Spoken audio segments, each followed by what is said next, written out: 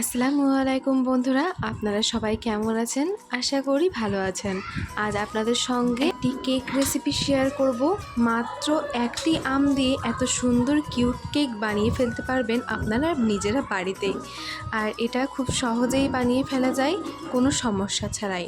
আর এটা যেহেতু আমের সিজন, আমের জিনিস না খেলে কি আর হয়? শুধু পাকা আম খাবো তা তো হয় না, পাকা আমের রেসিপি বানিয়েও খাবো। অনেক ধরনের রেসিপি আছে, আপনাদের সঙ্গে পরে শেয়ার করা যাবে। আজকে না হয় কেকটাই শেয়ার করি, তাই ভাবলাম যে করেই ফেলি। তাই দেখতেই পাচ্ছেন আমের খোসাটা ছাড়িয়ে নিলাম, তারপরে ওটা গ্রেটারে গ্রেট করে নিয়ে তার যে রসটা সেটা একটা ছাঁকনার সাহায্যে ভালোভাবে ছেঁকে নিতে হবে। ছাঁকা হয়ে গেলে ওটা এক সাইডে সরিয়ে রেখে দিলাম। তারপরে এখানে একটি পাত্রে 1 কাপ মতো চিনি নিয়ে নিলাম, আর সেই কাপেরই হাফ কাপ সাদা তেল নিয়ে নিলাম। তারপরে তেলের সঙ্গে ওই চিনিটা ভালোভাবে মিশিয়ে নিতে হবে। মিশিয়ে নেওয়ার পরে ওতে একটি ডিম দিয়ে দিতে হবে।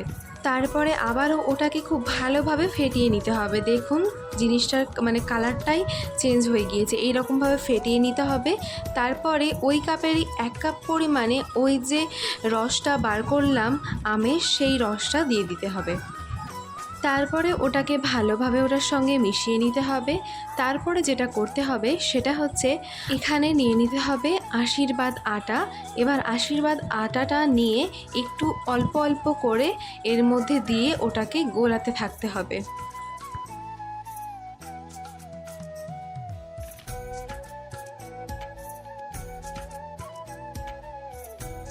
এই রকম ঘনত্বের একটা ব্যাটার করে নিতে হবে। দেখুন ব্যাটারটার ঘনত্বটা ঠিক এই রকম। তারপরে এর মধ্যে দিয়ে দিতে হবে অল্প পরিমাণে বেকিং সোডা। তারপরে ওটাকে আবারও ভালোভাবে মিশিয়ে নিতে হবে। এটা আপনারা যতটা বেশি ফেটিয়ে নিতে পারবেন ততটা বেশি কেকটা ভালো হবে।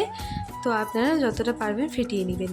তো এর মধ্যে দিয়ে দিব অল্প গরম মশলা গুঁড়ো। তারপরে ওটা মিশিয়ে নিব। এটা দিলে কি হবে, ডিমের যে গন্ধটা সেটা একদমই থাকবে না। এখন কিন্তু আমাদের কেকের জন্য ব্যাটার একদম পুরোপুরিভাবে রেডি। তো এটা এক সাইডে সরিয়ে রেখে দিচ্ছি। এবার আরও একটা যেই পাত্রে এই কেকটা করব সেই পাত্রটা রেডি করে নিব।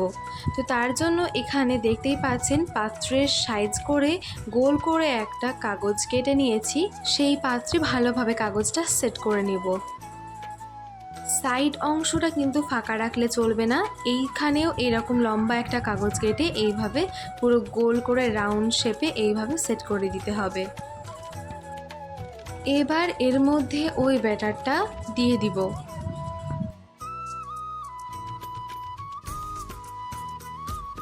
এবার এটা একটু ড্যাপ করে নিব যাতে এর মধ্যে থাকা এয়ার বাবলগুলো আর না থাকে, তার জন্যে। এবার দেখুন এখানে একটা প্রেসার কুকার নিয়ে নিয়েছি, এর মধ্যে অল্প পরিমাণে জল দিয়েছি। এবার জলটা ফুটে গিয়েছে। তো এর মধ্যে এবার একটা এই রকম ফুটো ফুটো একটা স্ট্যান্ড দিয়ে দিচ্ছি। এখানে আপনারা যে রকমের চান সেই রকম আপনার স্ট্যান্ড ইউজ করতে পারেন। আমাদের এইটা দিয়ে দিয়েছে। তারপরে এর মধ্যে ওই কেকের পাত্রটা বসিয়ে দিয়েছে। এবার যেটা করবে সেটা হচ্ছে এই প্রেসার কুকারের ঢাকনাটা লাগিয়ে দেবে।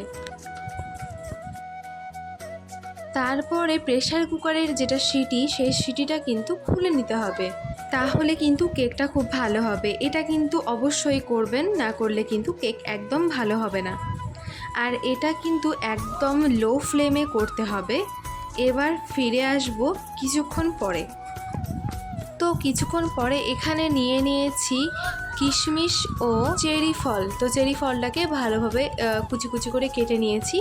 এবার অল্প যখন এই কেকটা হয়ে যাবে, দেখেই বুঝতে পারছেন, কিছুক্ষণ পরে ওই ধরে নিন 10 মিনিট, এরকম 10 মিনিট পরে এইভাবে খুলে ওর মধ্যে কিশমিশ ও চেরি ফলগুলো ভালোভাবে ওই কেকের উপরে ছড়িয়ে দিতে হবে।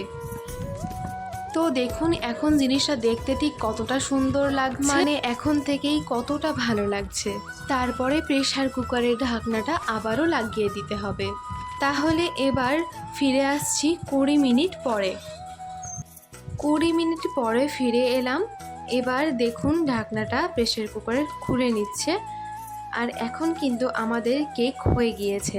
আর কেক হয়েছে কিনা তা বোঝার উপায় হলো একটি কাঠি নিতে হবে, সেই কাঠিটা ওই কেকের মধ্যে ঢুকিয়ে দেখে নিতে হবে যে মসৃণ এসেছে কিনা। যদি মসৃণ এসে থাকে তাহলে কেক কিন্তু হয়ে গিয়েছে। আমাদের কেক হয়ে গিয়েছে, এবার নামিয়ে নিতে হবে। তো এখন নামিয়ে নিয়েছে, এবার এটা কিছুক্ষণ ঠান্ডা করার পরে ওটা তুলে নিতে হবে। তো দেখতেই পাচ্ছেন খুব সুন্দরভাবে কেকটা উঠে গিয়েছে। এবার এর যে উপরে যে কাগজটা দেওয়া ছিল সেটা হালকা হাতে তুলে নিতে হবে। তো এবার কেকটা কেটে দেখাচ্ছি। আপনারা কাটা দেখে আশা করি বুঝতে পারছেন যে কেকটা কতটা নরম হয়েছে, আর খেতে তো অনেক টেস্টি হয়েছিল। তো এইভাবে আপনারা বাড়িতে একবার হলেও করে দেখবেন। আমি কথা দিচ্ছি বাড়ির সকলে এটা অনেক পছন্দ করবে, বিশেষ করে ছোটো বাচ্চারা তো অনেক পছন্দ করবে। আমার তো এটা অনেক খেতে ভালো লেগেছিল। তো আপনাদের ভিডিওটি কেমন লাগলো অবশ্যই কমেন্টে জানাতে ভুলবেন না। ভিডিও ভালো লাগলে আমার চ্যানেলটিকে সাবস্ক্রাইব করে পাশে থাকা বেল আইকনে ক্লিক করে অল নোটিফিকেশন 1 করে দিবেন। আর ফেসবুক থেকে দেখলে ফলো করতে ভুলবেন না। টাটা।